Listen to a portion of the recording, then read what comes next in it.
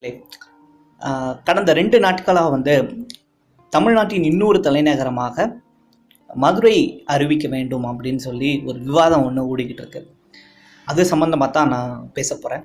மதுரையை சேர்ந்த நான் இந்த விவாதம் கேட்ட உடனே அளவற்ற மகிழ்ச்சி. மதுரை தமிழ்நாட்டின் இன்னொரு தலைநகரமாக இருப்பதற்கு எல்லா தகுதிகளும் உண்டு. தமிழ்நாட்டிற்கு மட்டுமல்ல, மதுரை தமிழின் அடையாளம், மதுரை தமிழின் தலைநகரம் அப்படின்னே சொல்லலாம். அதனால் தமிழ்நாட்டின் இன்னொரு தலைநகரமாக இருப்பதற்கு மதுரைக்கு எல்லா தகுதிகளும் உண்டு. சரி, ஒரு தலைநகரம் அப்படின்னா எப்படி இருக்கணும் அப்படின்னா, எல்லா வகையிலும் அந்த தலைநகரத்தை அணுகக்கூடிய ஒரு நகரமாக இருக்கணும். இப்போ உதாரணத்துக்கு சென்னை எடுத்துக்கிட்டோம்னா ரோட்வேஸ், ரயில்வேஸ், ஏர்வேஸ், வாட்டர்வேஸ் 4 வழியாகவும் நம்ம சென்னையை நம்ம அணுகலாம். ஒரு தலைநகரம் அப்படி தான் இருக்கணும். அன்ஃபார்ச்சுனேட்லி நிறைய நகரங்கள் இந்தியாவில் அப்படி இல்லாமல் போச்சு. காரணம் அது அந்த பெனின்சுலா சப்கான்டினென்ட்டில் வராமல் இருக்கிறதுனால நிறைய மாநிலங்களுக்கு அந்த மாதிரியான இது இல்லை. இந்தியாவோட தலைநகரமே டெல்லிக்கு பதிலாக பாம்பே இருந்தால் இன்னும் பொருத்தமாக இருந்திருக்கும். ஏன்னா பாம்பே ஆஸ் அ ஹார்பர். ஆனால் ஏதோ ஒரு காரணங்களுக்காக டெல்லி தலைநகரம் ஆயிடுச்சு. உலகம் ஃபுல்லாக பார்த்தோம்னா கூட இப்படி தான் இருக்கும். அந்த தலைநகரத்தில் ஒரு ஹார்பர் இருக்கும், நல்ல இன்டர்நேஷ்னல் ஏர்போர்ட் இருக்கும், நல்ல ரோட்வேஸோட கனெக்ட் இருக்கும், ரயில்வேஸோட கனெக்ட் இருக்கும். வாஷிங்டன் எடுத்துக்கிட்டிங்கனாலும் அப்படி தான், பாரிஸ் எடுத்துக்கிட்டிங்கனாலும் அப்படி தான் இருக்கும், லண்டனும் அப்படி தான். ஸோ பெரிய தலைநகரங்கள் எல்லாத்துலேயுமே எல்லாமே இருக்கும். மதுரையை பொறுத்தளவில் அந்த இது கிடையாது. ஸோ இது ஒரு ட்ராபேக் அப்படின்னே சொல்லலாம். அது மட்டும் இல்லாமல் ஒரு நாட்டிற்கும் ஒரு மாநிலத்திற்கும் ஒரு தலைநகரம் இருக்கிறது தான் கரெக்டாக இருக்கும். 2-3 தலைநகரங்கள் இருக்கிறது அவ்வளோ பொருத்தமாக இருக்காது.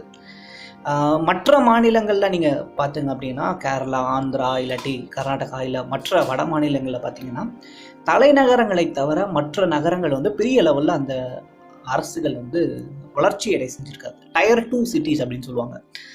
அந்த வகையில் தமிழ்நாட்டில் ஆட்சி செய்த திராவிட கட்சிகளின் ஆட்சிகள் டயர் 2 சிட்டிஸை நல்லாவே ப்ரமோட் பண்ணியிருக்காங்க. கோயம்புத்தூர், திருச்சி, மதுரை, திருநெல்வேலின்னு 4 பெரிய டயர் 2 சிட்டிஸ் தமிழ்நாட்டில் இருக்குது. நீங்கள் மற்ற மாநிலங்களில் மேக்ஸிமம் போனால் 2 டயர் 2 சிட்டிஸ் தான் அவங்க டெவலப் பண்ணியிருப்பாங்க. அந்த வகையில் நம்ம தமிழ்நாட்டில் 4 டயர் 2 சிட்டிஸ் இருக்குது. இதுக்கு முன்னாடி நான் சொன்ன மாதிரி தான், ஒரு மாநிலத்திற்கு தலைநகரம்ங்கிறது ஒன்று தான் இருக்கணும். டீசென்னைசேஷன் வேணால் பண்ணலாம். ஏற்கனவே போதுமான அளவுக்கு நம்ம மற்ற நகரங்களில் வளர்ச்சி நம்மகிட்ட இருக்குது. கோயம்புத்தூரில் நல்ல தொழில் வளர்ச்சி இருக்குது, திருச்சியிலையும் இருக்குது, மதுரையிலையும் இருக்குது, திருநெல்வேலியும் இருக்குது. நல்லாவே நம்ம இது பண்ணி வச்சுருக்கோம். தனியாக ஒரு அங்கீகாரம் மதுரைக்கு கொடுக்குறதுங்கிறது நல்லது தான். அது வரவேற்கத்தக்கது. ஆனால் தலைநகரம் ஒன்று இருந்தால் தான் அது நல்லாயிருக்கும். மற்ற நகரங்களை நம்ம இன்னும் வளர்ச்சி அடைய செய்யணும் அப்படிங்கிறது என்னுடைய இது. சரி, இந்த டிஸ்கஷன் ஏன் இப்படி வருது அப்படின்னா, டீசென்னைசேஷன். ஸோ சென்னையை நோக்கி எல்லாத்தையுமே குவிக்கிறதுக்கு பதில் சென்னையிலிருந்து கொஞ்சம் கொஞ்சமாக மற்ற ஊர்களுக்கு பிரித்து விடணும் அப்படிங்கிறதுனால இந்த விவாதம் வந்திருக்குமோ அப்படின்னு எனக்கு தோணுது. அது ஒரு வகையில் சரிதான். சென்னையில் நிறைய விஷயங்கள் அக்குமுலேட் ஆகிருக்கு.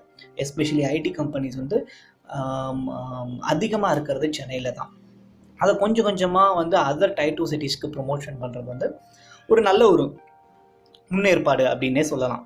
ஆனால் இப்போ ஒரு ஐடி கம்பெனிஸ் இன்னொரு சென்னை தாண்டி ஒரு சிட்டிக்கு போகணும் அப்படின்னா அவங்களுக்கு அந்த மாதிரியான இன்ஃப்ராஸ்ட்ரக்சர் நம்ம உருவாக்கணும். நல்ல ஏர்போர்ட் இருக்கணும், international standard airport, international connectivity நிறைய இருக்கிற ஏர்போர்ட் இருக்கணும், நல்ல ரோட்வேஸ் இருக்கணும். ஸோ நிறைய விஷயங்களை சென்னை ஒரு எப்படி சொல்லணும்னா ஒரு ஃபீஸிபிளான ஒரு சிட்டி ஃபார் ஐடி கம்பெனிஸ். நிறைய, அதாவது ஐடி கம்பெனிஸ்க்கு மட்டும் இல்லை, எல்லா விதத்துலேயும் சென்னை ஒரு தகுதியான ஒரு நகரம் தான். மதுரையை நீங்கள் பெருமைப்படுத்துவது எனக்கு ஒரு மதுரையை சேர்ந்த எனக்கு அது ரொம்ப பெருமையாக இருக்குது. ஆனால் சென்னை தான் தமிழ்நாட்டின் தலைநகரமாக தொடர வேண்டும். மற்ற நகரங்களை நீங்கள் துணை நகரங்களை நீங்கள் இன்ஃப்ராஸ்ட்ரக்சர் வைஸ் நீங்கள் இம்ப்ரூவ் பண்ணலாமே தவிர இன்னொரு தலைநகரமாக நீங்கள் அறிவிக்கிறது அட்மினிஸ்ட்ரேட்டிவ் வைஸ் உங்களுக்கு வேணால் ஃபீஸிபிளாக இருக்கலாம். ஆனால் இது எந்த வகையில் இது சாத்தியப்படும் அப்படிங்கிறது ஒரு பெரிய கேள்விக்குறி.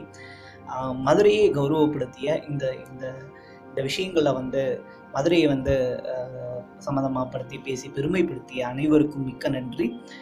இடையில திருச்சியும் வந்து ஒரு ஒரு ஒரு ஒரு வாய்ப்பாக அமையணும். அப்படி இதுக்கு முன்னாடி ஒரு காலகட்டத்தில் திருச்சியை தலைநகரமாக வைக்கணும். ஸோ தட் எல்லா ஊர்லேருந்தும் 6 மணி நேரத்தில் வந்துட்டு போகக்கூடிய தமிழ்நாட்டின் ஒரு மையப்பகுதி அப்படிங்கிற மாதிரிலாம் வச்சுருந்தாங்க. டிஸ்கஷன் ஒன்று போச்சு. அதுவும் ஒரு நல்ல ஆப்ஷன் தான். பட் வேணாமே, சென்னையே தமிழ்நாட்டின் தலைநகரமாக இருக்கட்டுமே. எல்லா வகையிலையும் சென்னைக்கு தகுதி இருக்குது. மற்ற நகரங்களை நீங்கள் பெருமைப்படுத்தணும்னு நினைக்கிறது ரொம்ப ரொம்ப சந்தோஷம். சென்னை தலைநகரமாக தொடர வேண்டும்.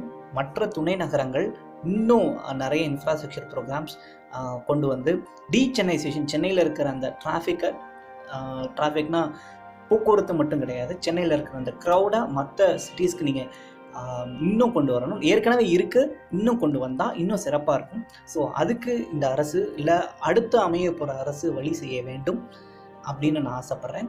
நன்றி.